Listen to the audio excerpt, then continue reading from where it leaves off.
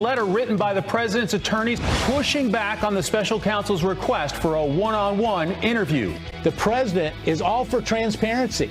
Whether it helps him or hurts him, he wants to get the message out.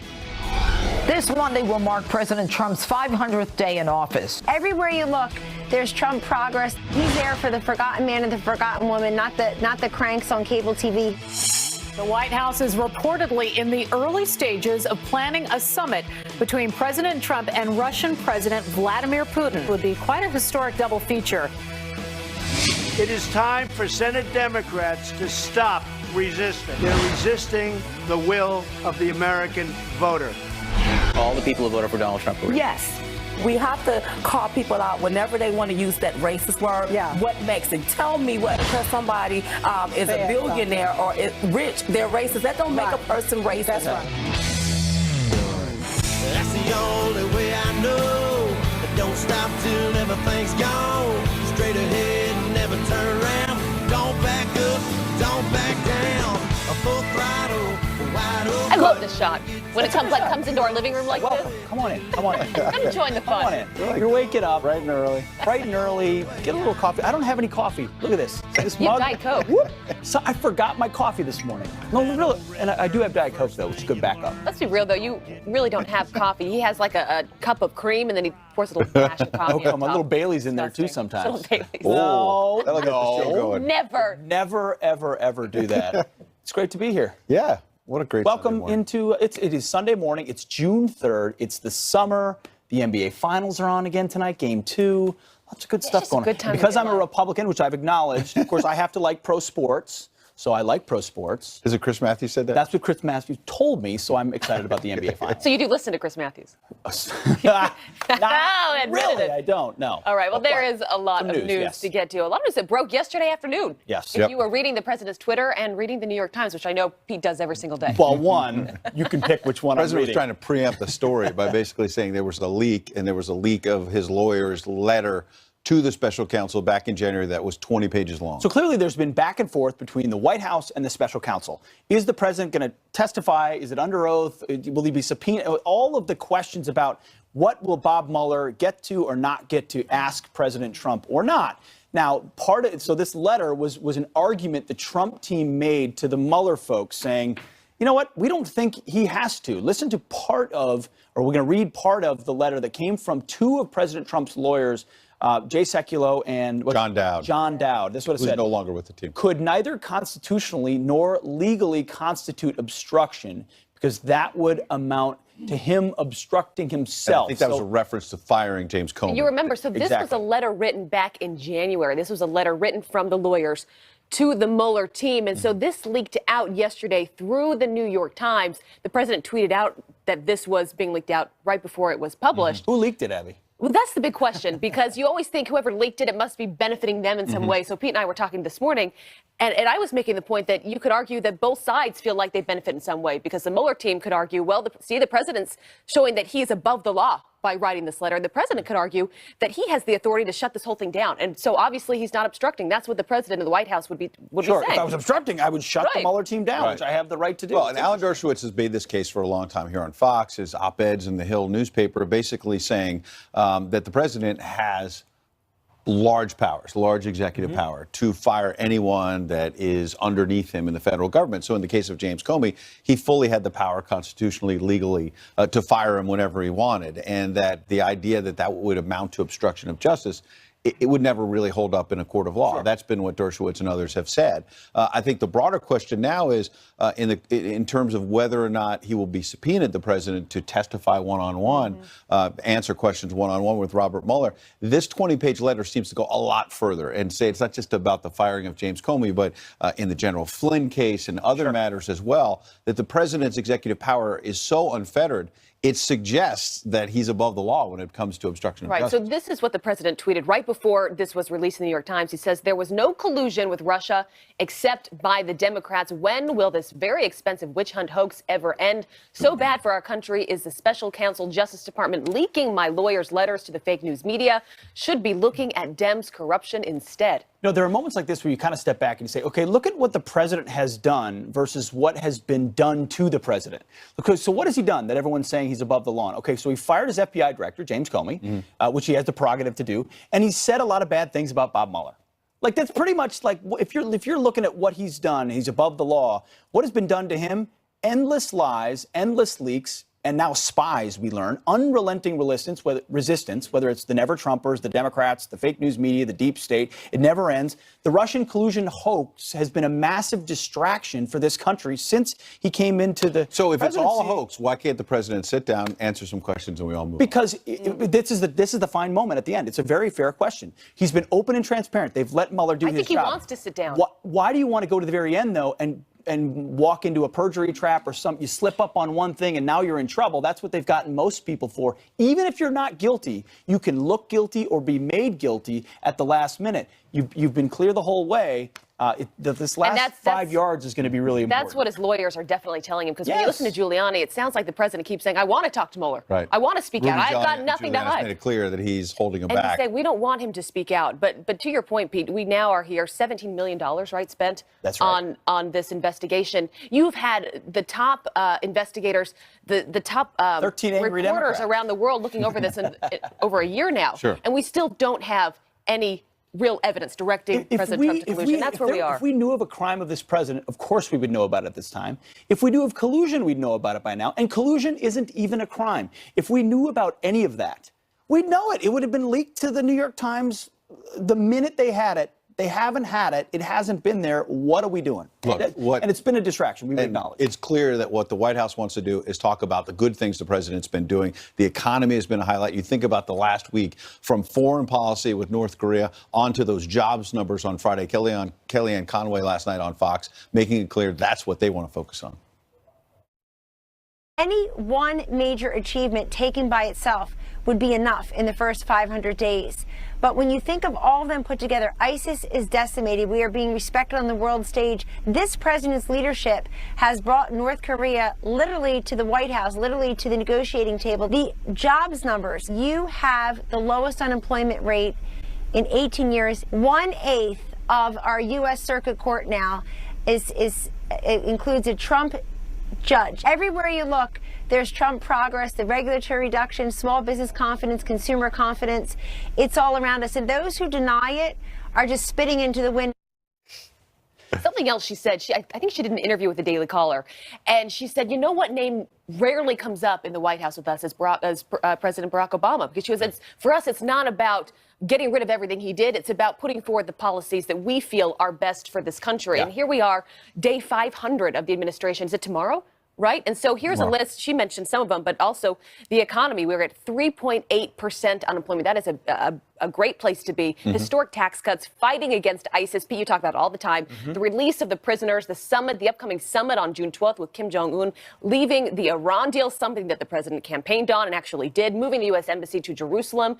And then, of course, early on in his presidency, the appointment of the Supreme Court Justice. And there's Neil Gorsuch. prospects of 1 or 2 more Supreme Court justices. So if you're a conservative and that balance of the court is at issue, that really matters. I mean, that's a good list, but it doesn't even include what they've done at the VA with accountability and choice, a bill that'll be signed on Wednesday of this week at the White House, leaving the Paris Climate Accord, all these trade negotiations, which are ongoing. If you believed in this president and voted for him, he is doing just that. And it's a great point. It's not just the undoing. It's not the negative against Barack Obama. It's the proactive agenda of a president who laid it out, and he's doing it. There's still a lot to be done, though. You think about immigration. We've got a lot of problems and challenges when it comes to immigration. Well, his Also, base wants the healthcare we've wall, got to figure out. he wants that wall on that bullet. The wall, I think, would be his favorite one if you could get it on that list. But that's become the fulcrum. That's become the center point of the resistance. You can't give the president the wall. If you do, you can't win a Democratic primary. I'll tell you that. All right, and the midterms are coming right up. What do you guys think? What more still needs to be done with this administration? What more do you think needs to be done in this country to get to a good place? Friends at foxnews.com. Yeah, we talked about infrastructure. That never came up either. And I know that's a big one. All right, a lot going on this morning. I want to bring you some other headlines we are following. 2 hikers fall to their deaths from a popular landmark in Yosemite National Park. The men plummeting from the El Capitan, a 3,000-foot vertical rock formation. It's still unclear how high up the climbers were when they fell. This is the second climbing death at that park in less than 2 weeks. An off-deputy FBI agent accidentally shoots someone while dancing at a nightclub. Take a look at this. You can see the handgun flying out of the agent's holster while doing a back handspring. When he goes To pick it up, it fires. Another person was shot in the leg and taken to a Denver hospital. They luckily are expected to be okay. The agent was turned over to the FBI. Also new overnight, China now warning it will back out of any new trade agreement if the U.S. raises tariffs. President Trump has threatened to increase tariffs on up to $150 billion of Chinese imports. China's stance coming as President Trump's team spent the weekend in China for high-level trade talks. Commerce Secretary Wilbur Ross led those negotiations. Also right now, 3 astronauts are on their way back to Earth. The crew, including American Scott Tingle, leaving the International Space Station overnight. Their mission ending after 168 days in space. In less than 3 hours, they are expected to land in Kazakhstan. A new trio of astronauts will take their place, launching the ISS on Wednesday. Very cool. Kazakhstan, not where I expected they would land. Just being honest. I mean, you were reading the thing, and I thought maybe in the ocean or something. No, Kazakhstan. Well, I guess they don't land in the ocean anymore, right? Because it's a shuttle plane. I think we need Clayton Morris here for that. We do. He would answer all these questions. Is that where Borat was from? Yes. Kazakhstan? Yeah, all right. Is that where he was really from? It's a Where he whole said he other was story. from? That's fiction. Perfect spot. All right, coming up. Google labeling a GOP state senator a bigot. A remarkable story with this picture appearing online when you search her name. Now that state senator is fighting back. She will join us live next. Plus, the anti-Trump media has Melania on their mind, pushing conspiracy theories about where she's been after she had surgery. Why are they so intent on tearing her down? Tommy Loren, live ahead.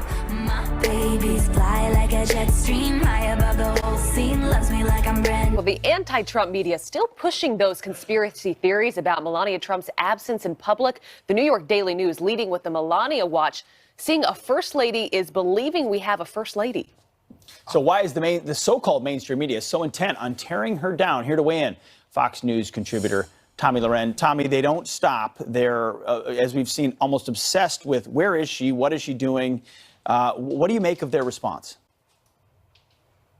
Well, again, the only standard that the left and the leftist mainstream media operate on is the double standard. They claim to be pro-immigrant, pro-woman, unless we're talking about Melania Trump or any of the Trump family, that is. But as you mentioned, it's not just if they are obsessed, they are obsessed. This is just another symptom of Trump derangement syndrome. And when they haven't had enough of attacking our president, they move along and they attack his family. We would have never seen this with the Obama family. They were never treated this way, but the Trump family, day in and day out, it's constant. You know what's so interesting? Up until this point where she has been out and about and talking about issues she cares about, I've long complained that she hasn't gotten the attention that I think she deserves. She's doing a lot of great things for this White House. She's got an incredible story to tell. And all of a sudden, now that she's had the surgery, we haven't seen her in a while, all of a sudden people are fascinated by it. They're talking about her all the time. The irony here, Tommy.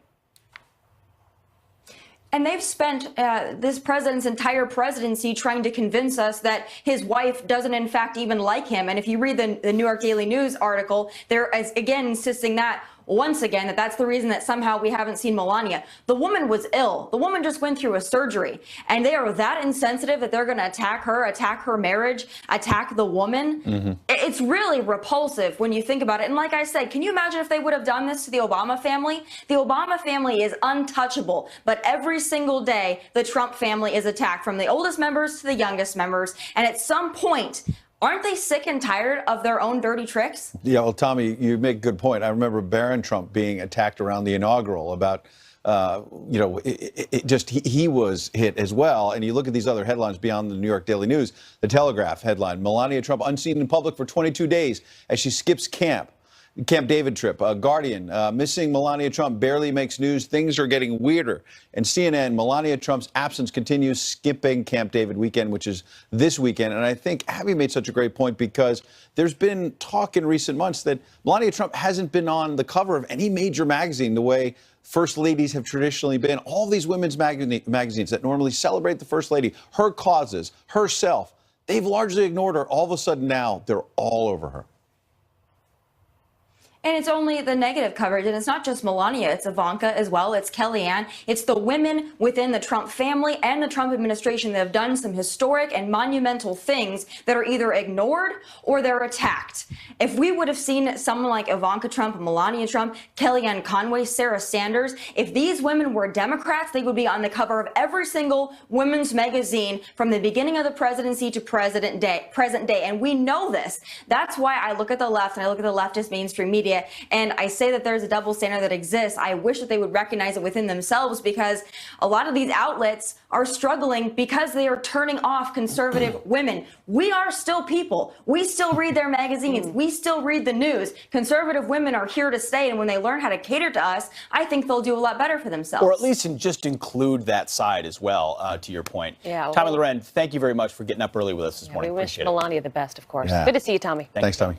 All right, coming up, we mentioned this a moment ago. Google, this is just unbelievable. Labeling a GOP state senator a bigot with this picture appearing online when you search her name.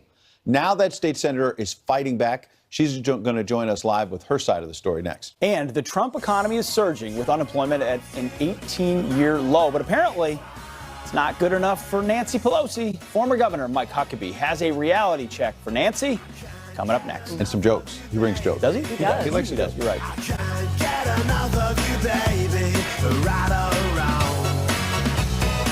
On a Delta Airlines flight, as yet another dog was found dead. This is heartbreaking. Alejandro, you can see him right here, was traveling in a crate in the jet's cargo from Phoenix to Newark, New Jersey. The Pomeranian's owners say that he was found at the Detroit Metropolitan Airport during their layover. Delta says it is now investigating that incident. So sad. And Delaware will be the first new state to allow sports gambling outside of Nevada. Delaware Sports Pig Gaming Products goes live in 3 casinos on Tuesday afternoon. It is the first state to launch a full-scale sports betting operation since the Supreme Court struck down a ban on such wagering back in May. Ed, over to you. Thanks, Abby. Google is now apologizing after search results for North Carolina Republican State Senator Trudy Wade showed her image with the word bigot smeared across it. Google tweeting, quote, "We apologize to Senator Wade that this image appeared in the knowledge panel in search. Images that appear in the knowledge panel are either selected by verified users or automatically sourced from sites across the web." Sounds unbelievable. Joining us now to respond, North Carolina State Senator Trudy Wade. Good morning, Senator. Good morning. How are you this morning? I'm doing great, but I got to say, you probably can't be doing too well, because this is horrifying to me, the idea that you could wake up and all of a sudden your image has bigot splashed across it.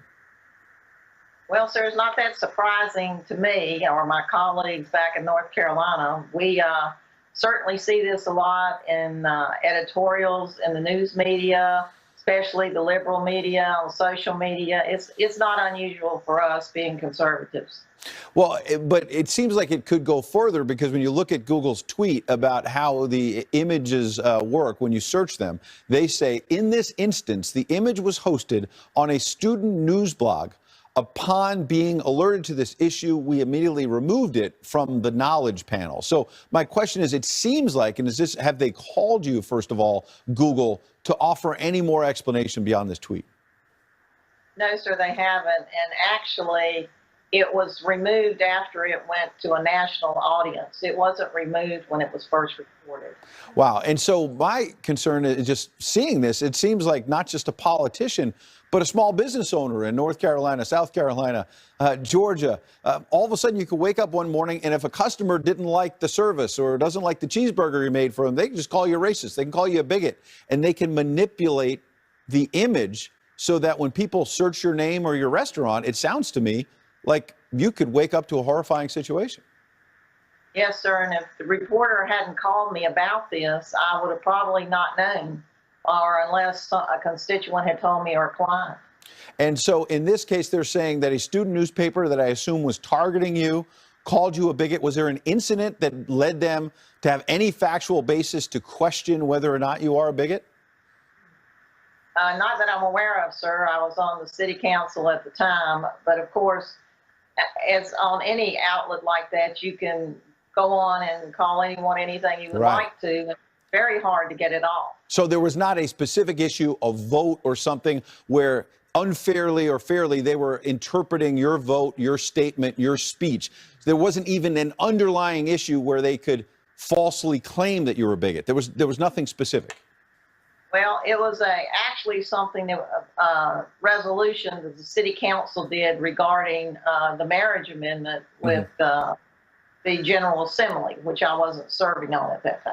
Okay, so they were taking that. So does that tell you as a politician that basically if somebody doesn't like you, as you mentioned a moment ago with the internet, they can go on a blog, they can go in the comment section, they can do all kinds of things that all of a sudden paint you as a racist, paint you as a bigot, even if there's no evidence to that fact?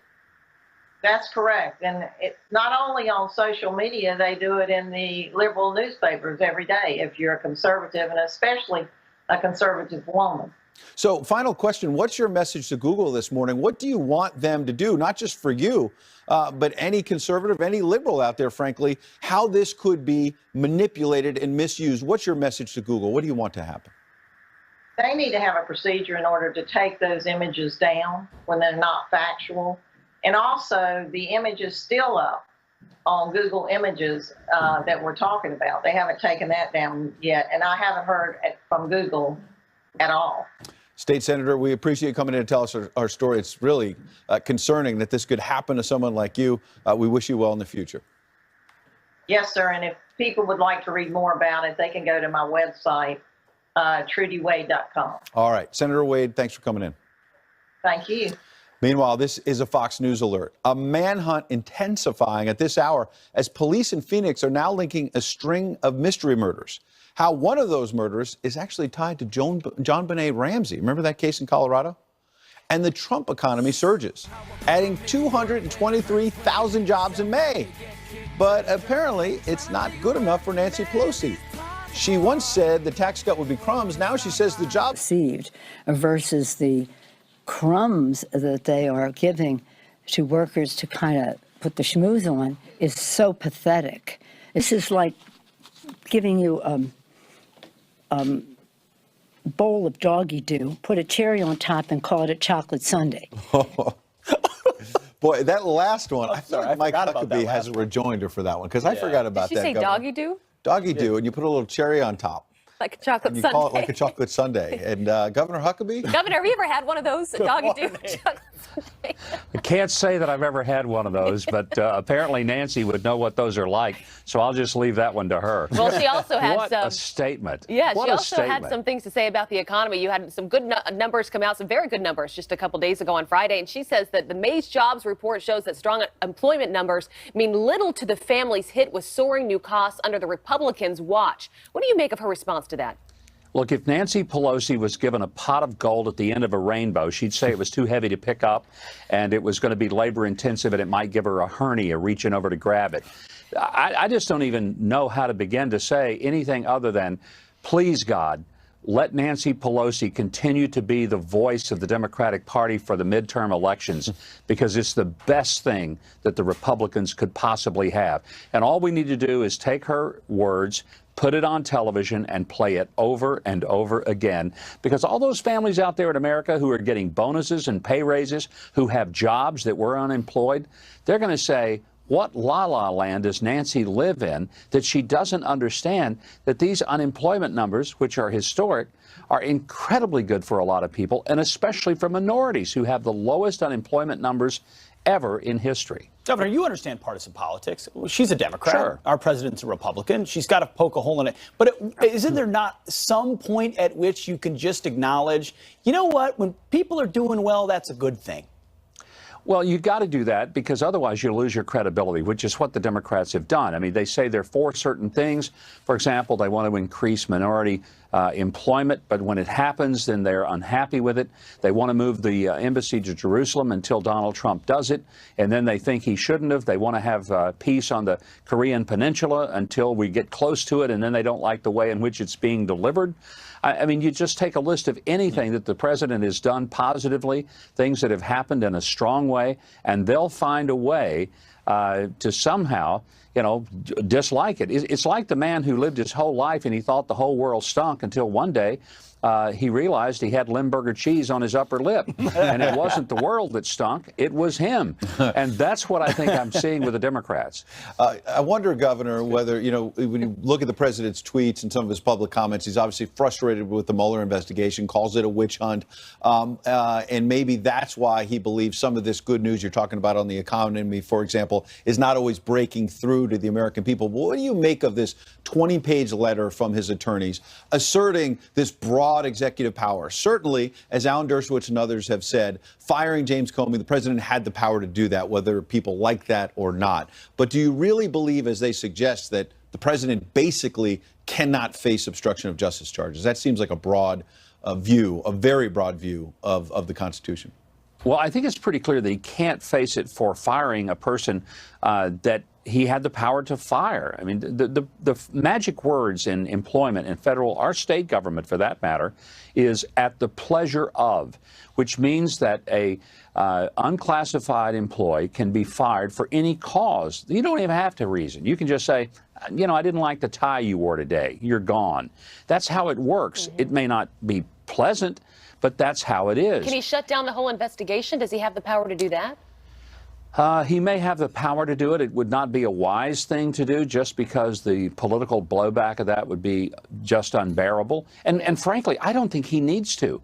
This is an investigation that so far has not produced one scintilla of evidence that the president was involved with anything that was untoward. So in a way, the transparency with which he has approached it, and he has been good. But I think his attorneys are dead right when they say they're not going to put the president in a chair facing Bob Mueller. Look, let's go back to the simple thing of the Miranda warning. Jack Webb, on the opening of every dragnet, would say, you have the right to remain silent. If you give up that right, everything you say can and will be used against you in a court of law. So anybody with enough brain power to get a motorcycle halfway around an English P would understand you don't sit down with the person who's out to get you and start volunteering information and singing like an opera star, because no good will come from that. Especially if you're innocent. Especially if you're innocent. Yeah. Especially if you're innocent. Absolutely. Governor, thank you very much. We'll Appreciate see where your this time. goes from here. Governor, always good to see you. We love your sense of humor. Makes us laugh. Thank you very much. Very Good to early see in the you morning. guys. Good to see you. I don't know what an English P is. Yeah. Is that a curve, or is that an actual P? You also don't know what miso soup is. I don't. We've got a went lot from to learn. a doggy do to smelly cheese on your lip to the motorcycle. I don't know. We're all over the place. Oy. All right, well, we've got a lot of news. On a very serious note, I want to bring you some headlines, starting with a Fox News alert and a potential serial killer case in Arizona.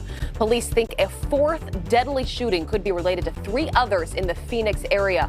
The latest victim, a psychologist and counselor, shot dead at an office building. Police already connected the slayings of 2 paralegals to the killing of yet another victim. Prominent forensic psychiatrist Dr. Stephen Pitt. He worked on the murder investigation of Colorado child beauty queen JonBenet Ramsey. You remember that one? Police releasing this sketch of what they say is a possible suspect. We'll keep a close eye on that. And a desperate search for 2 missing people now underway after a small plane crashed into the ocean. The aircraft went down off the coast of Long Island, New York during a thunderstorm. Rescuers found 2 bodies near the wreck. 1 pilot and 3 passengers were on board that flight. According to the Coast Guard, the FAA now investigating what exactly happened. Also, this outspoken basketball dad, LeVar Ball, telling NFL players stand up for the anthem or get out of the league. Take a listen. Whoever at the top got to deal with it. But you know what? It's their league. You don't want to do it, get out their league. Wow. He told TMZ Sports that the league has every right to set its own rules, although he thinks the league went too far. One of Ball's sons, along with 2 UCLA teammates, were arrested for shoplifting in China last year. Remember that story. And Green Bay Packers star Clay Matthews takes a line drive to the face. Take a look at this.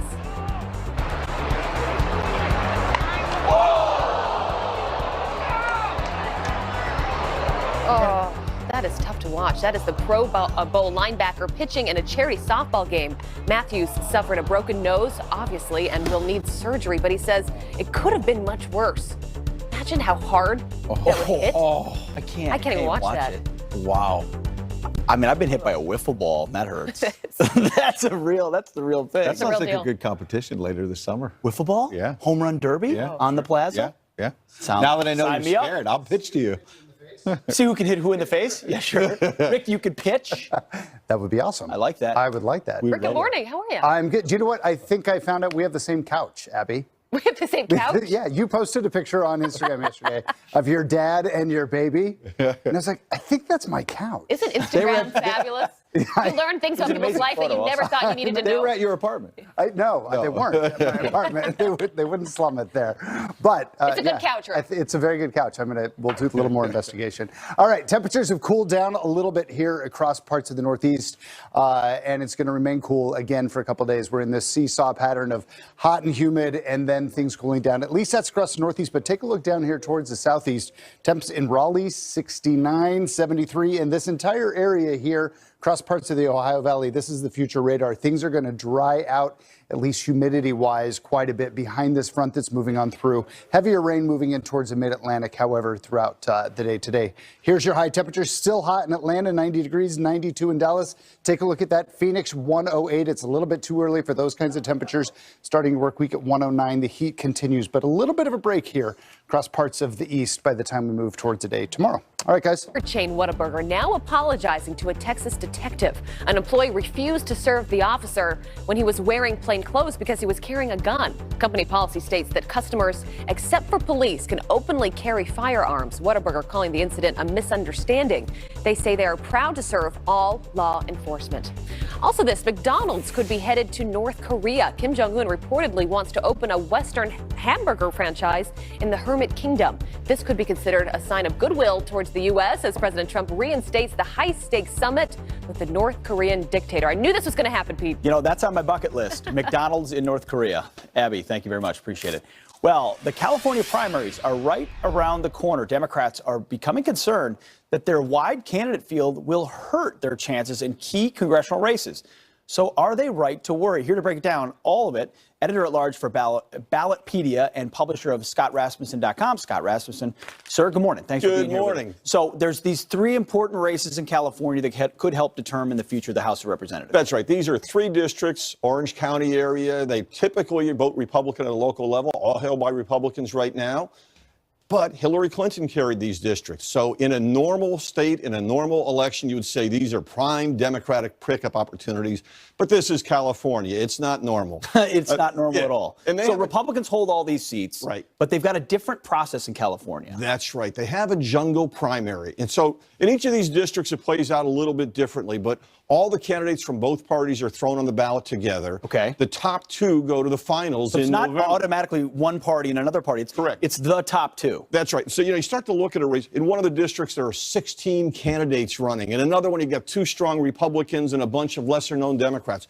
What could happen is if 60% of the votes, say, were cast for a Democrat, but two Republicans split the other 40%, so then you get two Republicans with 20% of the vote, and all the Democrats get 9, 8, 10, Exactly. whatever, and then it's two Republicans on the ballot. That's right. Or the other fluke is you have one Republican endorsed by an incumbent, clearly up front.